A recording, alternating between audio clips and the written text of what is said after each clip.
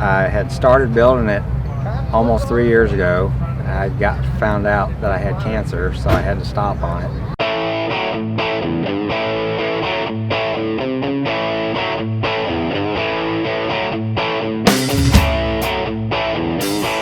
My name is Kalina. I'm from Jacksonville, Florida, and it's a 1971 Bronco. I had this idea for a long time about building a longer Bronco, and I kept saying to myself, because I had owned a '66 Ford pickup before, and seeing that side of the bed registered in my mind that it looked exactly like a Bronco side bed, and I said, well, I'm gonna go measure one. So I went and found a guy that was selling a truck, pretty good price. So I go out there to his house. I take my tape measure with him, and found out that it was just the same length as the Bronco quarter panel was, and the way that the piece went to the back at the bottom where the flare goes inside of it, that was all the same. So I bought the I bought the '66 Ford pickup and got it home and took the bed off of it. And when I started on this, the body was so bad that I had cut everything off of it, cut the bed completely off. All I had was like the back of where the seats was left, the floor and the firewall. That's all that was left when I got done taking all the rust stuff off of it. But I had a title.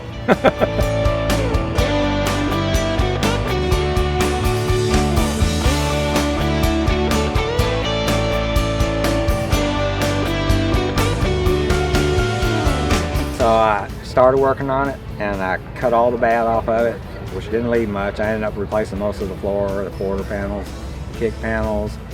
I changed the way the firewall is on the top, where the air duct is on the right side, so I could put AC up under the dash. So I did all that and got everything cut off of it and started putting the floor back and the front part of it back and all the new panels and kick panels and stuff.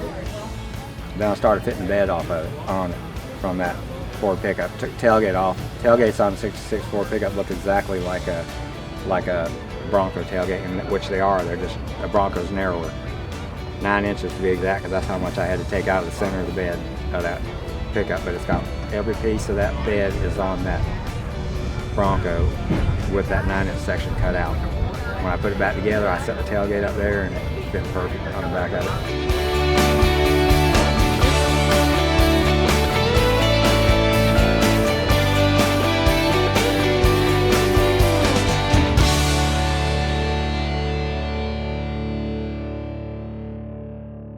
So I put new fenders on it. It's got a 5.0 roller motor in it with a small cam in it, and it was both the frame was done on a rotisserie and the body was done on a rotisserie, and I had to lengthen the frame 23 inches to make it fit underneath here.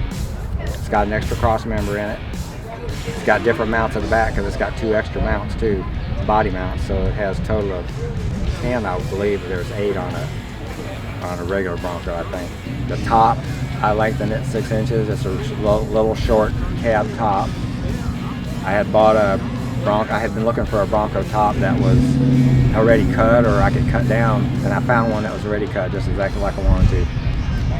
So I made the two together, bought a whole new roof skin, put a new roof skin on it, replaced all of that metal on it, and took the bulkhead at the back where they normally go at an angle to the bed inside, so there's no room.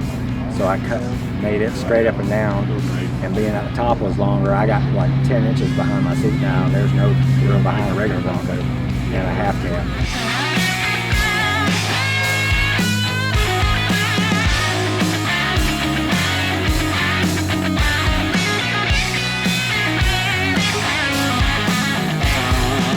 I bought a lot of parts from Wild Horses Broncos, like the winch, the door glasses are one piece, the hood, the bumpers. They just come out with these bumpers when I bought them at the last show, and they had such a deal on them, so I bought them, put those on. But then I put all new fenders, and it's their hood on there. I love that hood. When I saw that, I had to have that thing. Found these flares one year while I was here, and I had to have them.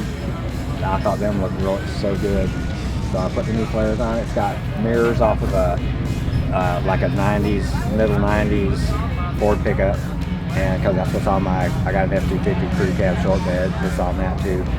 And just everything's new underneath.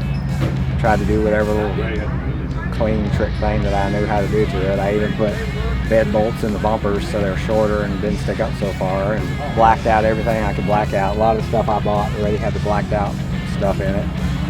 And so, but I painted the emblems and the door handles and the tailgate handle and the trim ring around the grill. And this color is Mustang GT 2014, Mustang GT green, gotta have it green.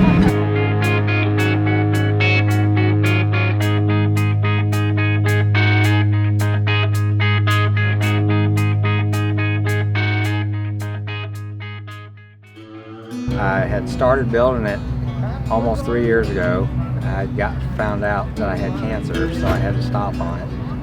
Had throat cancer and cancer in my lymph nodes and my neck, and so I sat around for 6 months going through all my treatment, wanting to get out there and work on it, and never got a chance to work on it because I couldn't do anything and nobody else could do it for me. So when I finally got better, it's about 2 years later, I started feeling a little better.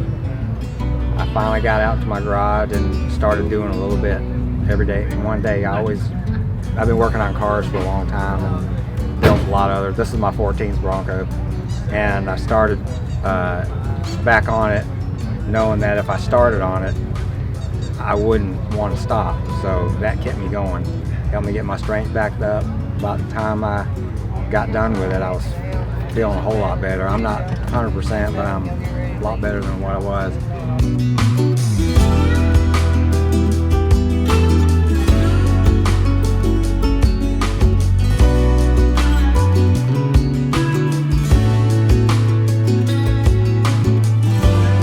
My greatest memory in one of my Broncos is probably the first one that I ever got to buy. When I first bought it, the first thing I did was I cut them wheel wells and I put fender flares on. I know a lot of people like them regular, but I like them cut. They look good. Even the old Bronco fender flares, they still look good. You know, after a while, when it warmed up, the tires would get where they weren't so bouncy. But I drove my Bronco out to Wyoming, stayed with my parents for a little bit, and there's a bunch of old cars out there way back when I was first growing up, getting into cars, rust-free cars. I bought a 59 El Camino. You know how big a heavy car that is. Bought that, did some work to it, got it where I could bring it back to Florida. I loaded it up with everything that I had. Loaded the back of my Bronco, was a full top Bronco with all my tool boxes in it. You know how heavy they are. I pulled that 59 El Camino all the way from Cheyenne, Wyoming to Jacksonville, Florida. Never had a transmission problem, nothing ever went wrong. And when I first started driving down the road, it turned to black ice that night, and that 59 El Camino come around side of me, and I just let go of the steering wheel, and it got straight on me, but I had to pull over to the side of the road because I couldn't even get up and stand outside. My legs were shaking so bad. But that's probably my best memory, and riding my daughter in my Bronco and my kids, that's good memories. The drivetrain I started with a brand new rebuilt 87 roller motor, 302. I put an E303 cam in it. It's just got a air gap intake with a 600 Holly, stainless steel headers. It's got a brand new C4 transmission I had totally redone. Transfer case is original, didn't mess with it because there wasn't nothing wrong with it. Put all new seals in it. New longer drive line in the rear. Front one's original. The front and rear is original 350 gear ratios. It cruises down the highway 70 mile an hour, smooth glass. Steers good because it's longer. It's got the new disc brakes that they sell in the front. They're Chevrolet, actually. I hate to say that, but that's what they are. A brake's a brake. All a new brake system. It's the new master cylinder, booster, and all that. It's got 35-inch Toyo MTs on it. It's probably a 4, maybe 5-inch lift, and Pro Comp ES 9000 nitrogen shocks all the way around on it. That's pretty much it for the suspension. Rides real good. It's not stiff or anything. It's got a good smooth ride to it. But it's got one of those new stereos that are shorter, so it would fit in the dash better. I made the piece under the dash like a little cubby, because that's where I originally had the radio, because it was so long. And then I found out that you could buy a shorter radio. They just don't have CD players anymore, I guess. New age today doesn't use all that stuff. So they just plug their phone in, and she'll teach me how to do that. But you know, it's old guys, we don't know anything about it. I know how to text, that's about it. But that's one of my favorite things, and it's got AC, and it'll blow you out of there. You can run it on low. I've never had it on medium or high because it just gets so cold in there. It's all insulated inside from top to bottom. That's one of my main things that I really love about it, is it's air conditioned and it drives so well, and it's real tight.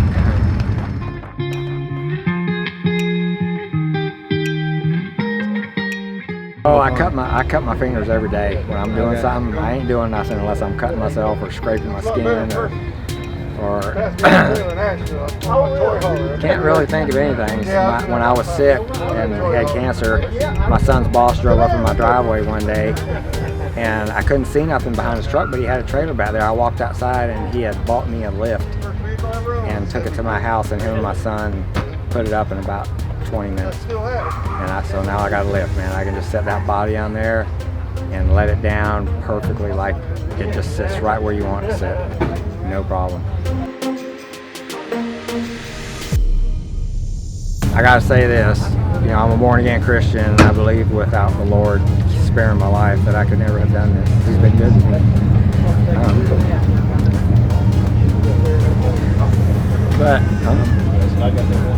My name is Kalina, and that's my Bronco story. Appreciate you.